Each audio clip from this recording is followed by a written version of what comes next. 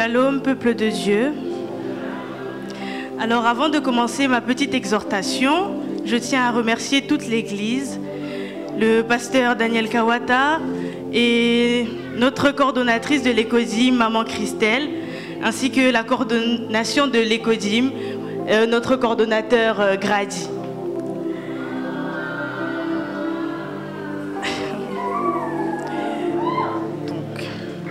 Nous bénissons le Seigneur pour ce thème des 40 jours basé sur le passage de 3 Jean 2 qui dit « Je souhaite que tu prospères à tous égards et que tu sois en bonne santé comme prospère l'état de ton âme. » Alors avant de commencer, je vais vous faire part de la petite histoire de ce livre.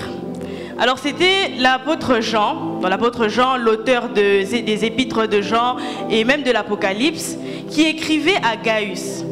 Et du coup, il écrivait à Gaius parce que il devrait prévenir Gaius d'une personne qui s'opposait à Jean. Il s'appelait Dioprète, si je ne me trompe pas. Et Jean l'écrivait cette lettre parce que il voulait promouvoir 2 choses. La première des choses, c'était l'amour fraternel. Et la deuxième, la fidélité à la vérité. Petite question, culture générale biblique. Qui est la vérité? Qui est l'incarnation de la vérité? C'est Jésus. Donc la fidélité à Jésus-Christ. Et cela nous ramène dans Josué 1:8. On va prendre nos Bibles. Dans Josué 1:8,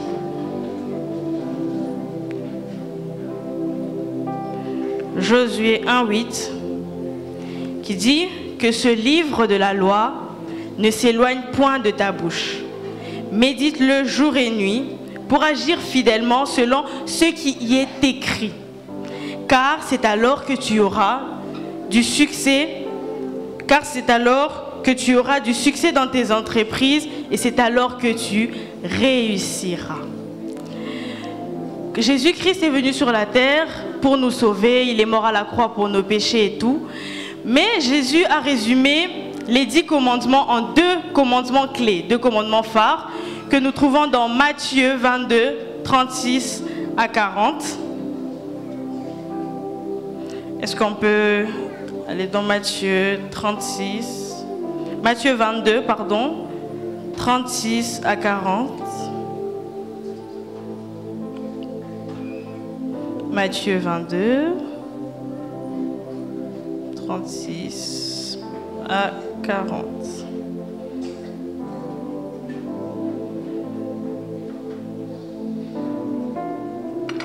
Alors, je lis au nom du Seigneur.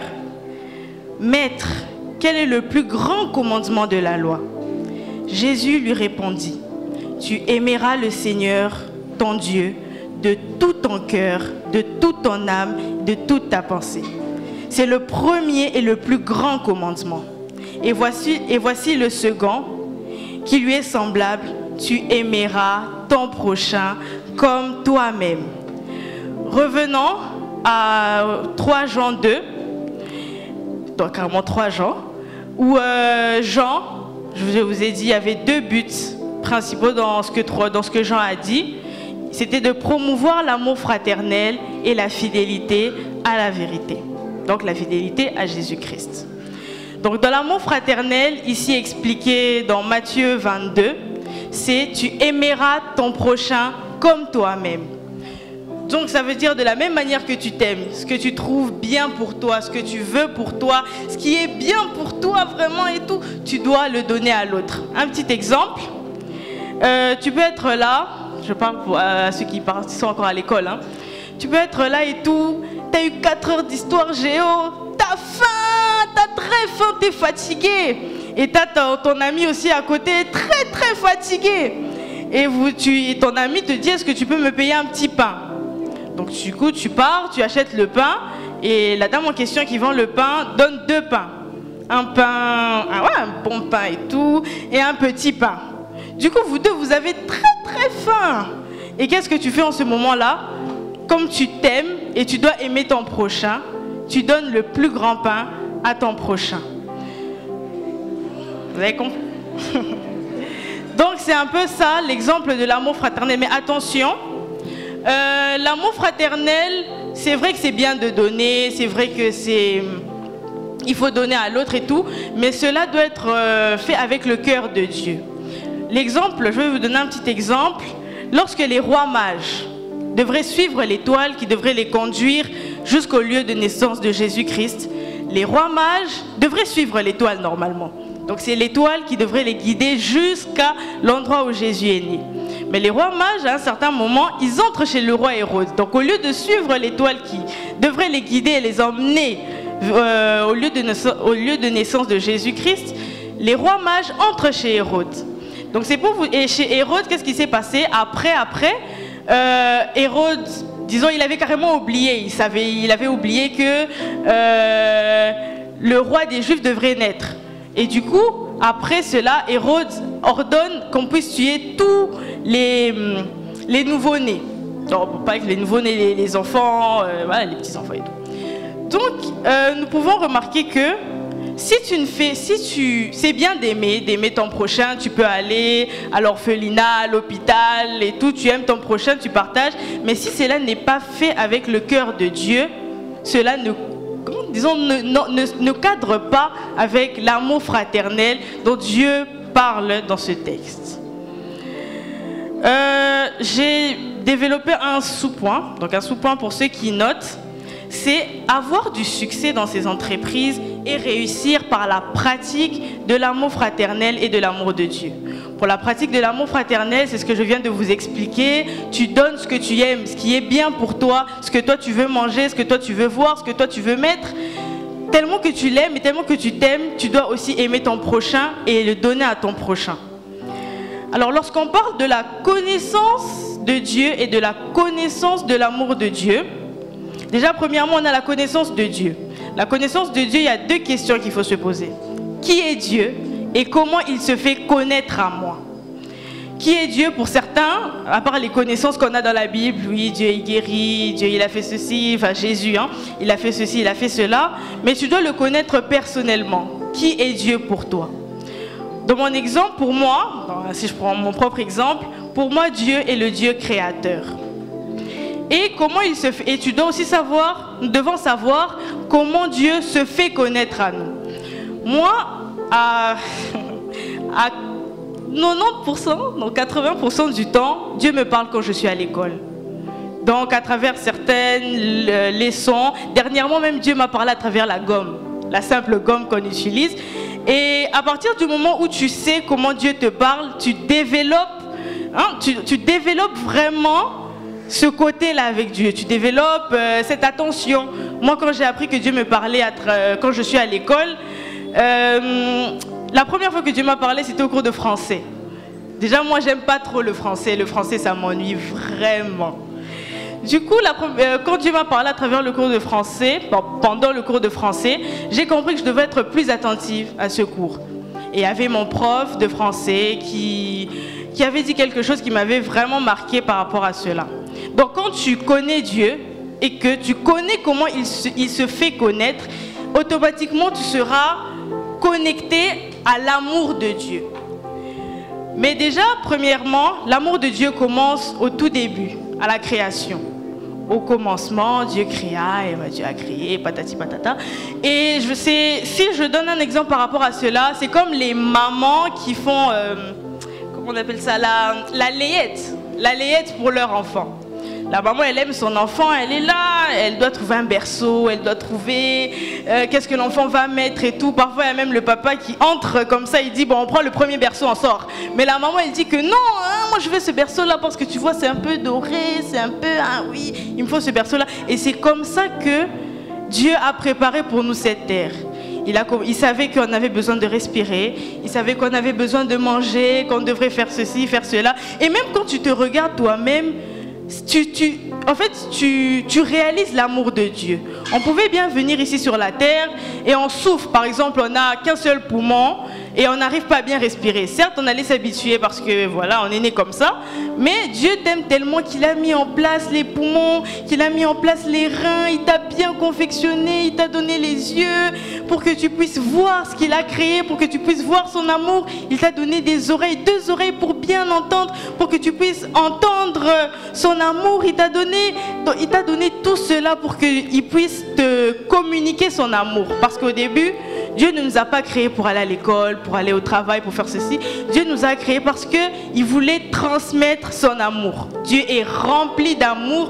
Dieu, voilà, il y avait vraiment cet amour-là en lui qu'il voulait transmettre. Et il a dit, on dit dans la Bible, faisons l'homme à notre image et à notre ressemblance. Donc Dieu t'a créé à son image, il t'a créé à sa ressemblance pour qu'il puisse te transmettre cet amour-là.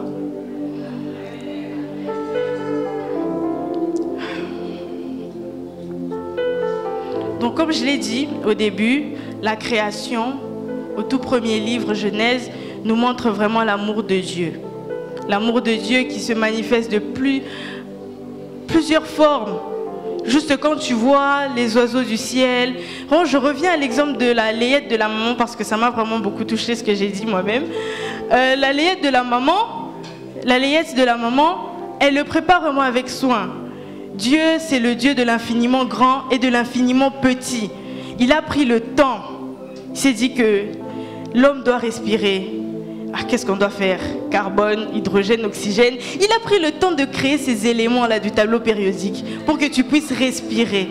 Il a pris le temps. Carbone, liaison covalente normale simple, liaison covalente normale double. Il a pris ce temps-là, en fait, pour que tu puisses respirer. Il a créé il a créé la Terre, mais il s'est dit que non, la Terre, non, comme ça, c'est pas bien. Je vais faire un système solaire, je vais mettre Mercure, Vénus, Jupiter. Voilà, qui va tout ça juste parce qu'il t'aime. Tout ça juste parce qu'il veut que tu sois connecté à son amour. Et vu qu'on ne m'a pas donné beaucoup de temps, je termine par là. Je vais donner l'exemple du football. Il y a des fans de foot ici. L'exemple du football. Donc on peut être là, bon, moi je suis fan du Real, hein, désolé les Barcelonais, hein. moi je suis fan du Real. Donc le coach du Real s'appelle comment déjà? Carlos quelque chose, je sais plus. Donc on a là le coach qui doit coacher ses joueurs. Il montre, hein, Kylian Mbappé, quand tu arrives là, tu dois faire ceci, cela et tout, mais il n'arrive toujours pas. Et c'est comme ça que Dieu a envoyé Moïse, il a envoyé Noé, Abraham, toutes ces personnes-là pour venir nous montrer en fait comment faut aimer Dieu, comment faut aimer son prochain. Mais ça marchait toujours pas, il voyait qu'il y avait toujours un truc qui n'allait pas. Et là, qu'est-ce qu'il fait? Lui-même, le coach lui-même, il fait la descente sur le terrain. C'est là qu'on a Jésus-Christ qui est né aujourd'hui. Donc le coach, il voit, mais ça marche toujours pas. Lui-même, il fait la descente sur terrain. Donc, il fait la descente sur terrain, il montre, tu vois quand tu arrives là, donc il est là, il te dit, tu vois quand tu arrives là, le ballon sera juste là.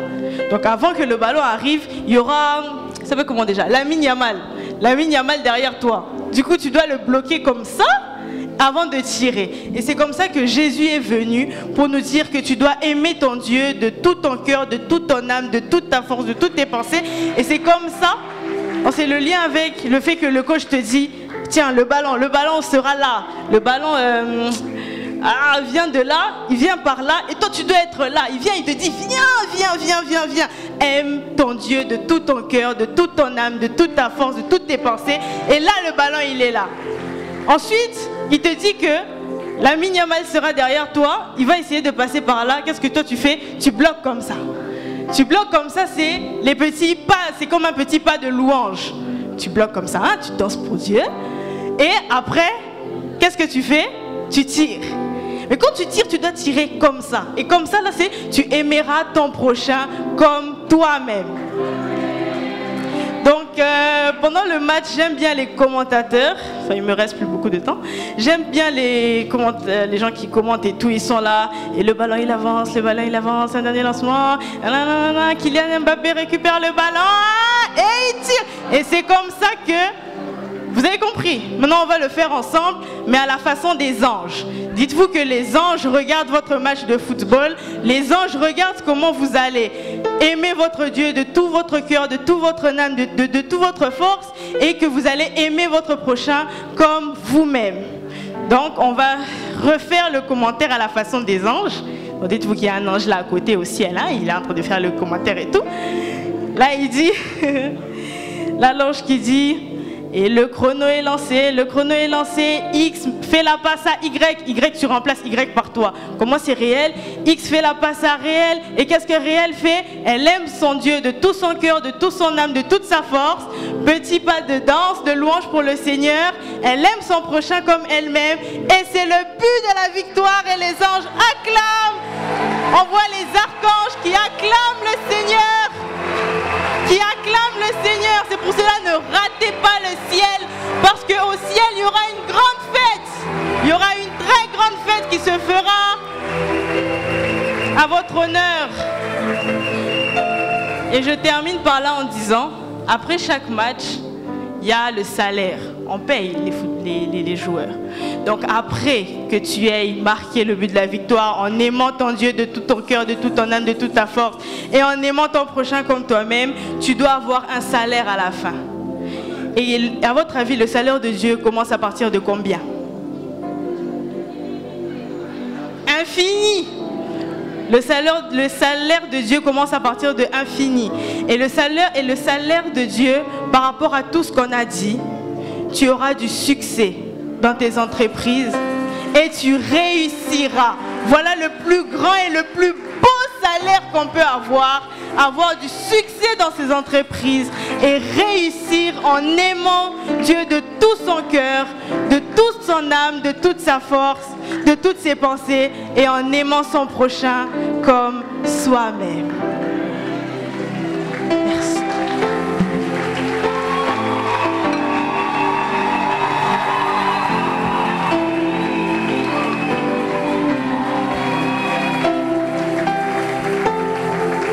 Est-ce que nous pouvons encore